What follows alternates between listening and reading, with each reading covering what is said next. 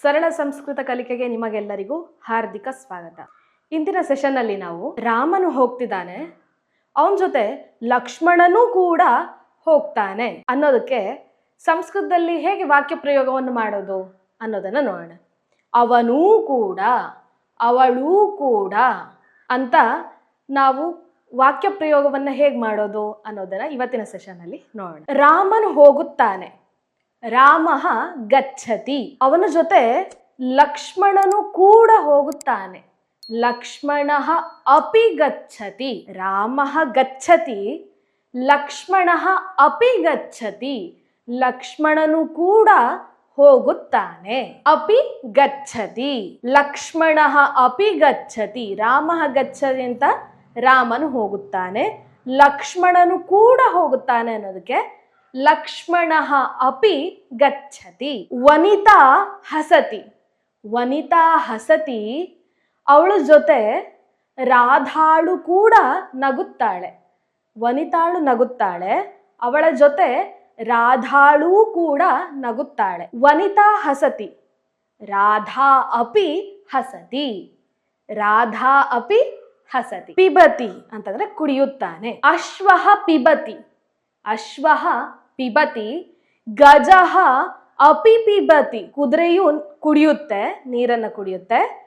ಹಾಗೆ ಆನೆಯು ಕೂಡ ನೀರನ್ನ ಕುಡಿಯುತ್ತೆ. ಅಶ್ವಃ ಜಲಂ ಪಿಬತಿ, ಗಜಃ ಅಪಿ ಜಲಂ ಪಿಬತಿ. ಆನೆಯು ಕೂಡ, ಗಜಃ ಅಪಿ ಜಲಂ ಪಿಬತಿ. ತಿಷ್ಠತಿ, ನಿಂತ್ಕೊಳ್ಳೋದು. ತಿಷ್ಠತಿ. ಬಾಲಿಕಾ ತಿಷ್ಠತಿ, ಹುಡುಗಿಯು ನಿಂತುಕೊಳ್ಳುತ್ತಾಳೆ. ಬಾಲಕಃ ಅಪಿ ತಿಷ್ಠತಿ, ಬಾಲಕನು ಕೂಡ ನಿಂತುಕೊಳ್ಳುತ್ತಾನೆ.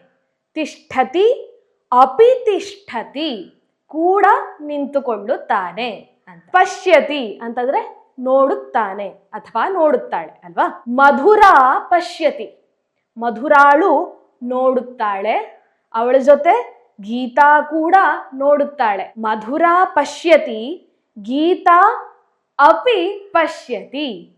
ಗೀತಾ ಅಪಿ ಪಶ್ಯತಿ. ಶಿಕ್ಷಕಃ ವದತಿ, ಶಿಕ್ಷಕಃ ವದತಿ.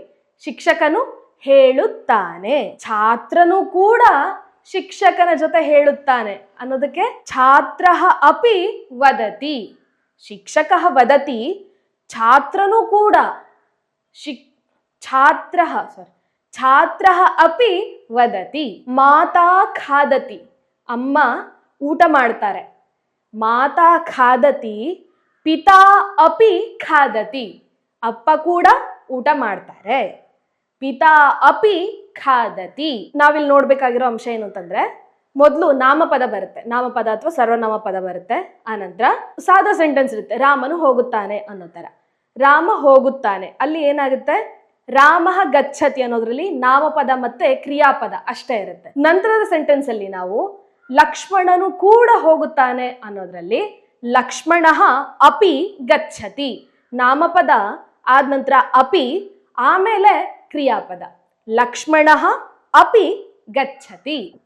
ಶಿಶುಹು ಶೃಣೋತಿ, ಶಿಶುವು ಕೇಳುತ್ತದೆ. ಶಿಶುವು ಕೇಳುತ್ತದೆ. ಶಿಶುವು ಶೃಣೋತಿ. ಮಾತಾ ಅಪಿ ಶೃಣೋತಿ, ಅಮ್ಮನು ಕೂಡ ಕೇಳಿಸ್ಕೊಳ್ತಾಳೆ. ಮಾತಾ ಅಪಿ ಶೃಣೋತಿ. ಮಾತಾ ನಾಮಪದ, ನಂತರ ಅಪಿ, ಆಮೇಲೆ ಶೃಣೋತಿ ಕ್ರಿಯಾಪದ. ಬಾಲಕಃ ಉಪವಿಶತಿ, ಬಾಲಕಃ ಉಪವಿಶತಿ. ಅಗ್ರಜಃ ಅಪಿ ಉಪವಿಶತಿ, ಬಾಲಕನು ಕುಳಿತುಕೊಳ್ಳುತ್ತಾನೆ, ಅಣ್ಣನು ಕೂಡ ಕುಳಿತುಕೊಳ್ಳುತ್ತಾನೆ. ಅಗ್ರಜಃ ಅಪಿ ಉಪವಿಶತಿ. ವ್ಯಾಘ್ರಃ, ವ್ಯಾಘ್ರಃ ಅಂತಂದ್ರೆ ಹುಲಿ. ವ್ಯಾಘ್ರಃ ಧಾವತಿ, ವ್ಯಾಘ್ರ ಹುಲಿಯು ಓಡುತ್ತದೆ. ಹಾಗೆ ಅಶ್ವಃ ಅಪಿ ಧಾವತಿ, ಅಶ್ವ ಅಂತಂದ್ರೆ ಕುದುರೆ, ಕುದುರೆಯು ಕೂಡ ಓಡುತ್ತದೆ. ಅಶ್ವಃ ಅಪಿ ಧಾವತಿ. ಸೊ ಹೀಗೆ ಅಪಿ ಅಂತಂದ್ರೆ ಕೂಡ, ಅವನು ಕೂಡ ಅಥವಾ ಅವಳು ಕೂಡ, ಅದು ಕೂಡ ಅಂತ ಪ್ರಯೋಗಕ್ಕೆ ಅಪಿ ಅಂತ ನಾವು ಬಳಸ್ತೀವಿ.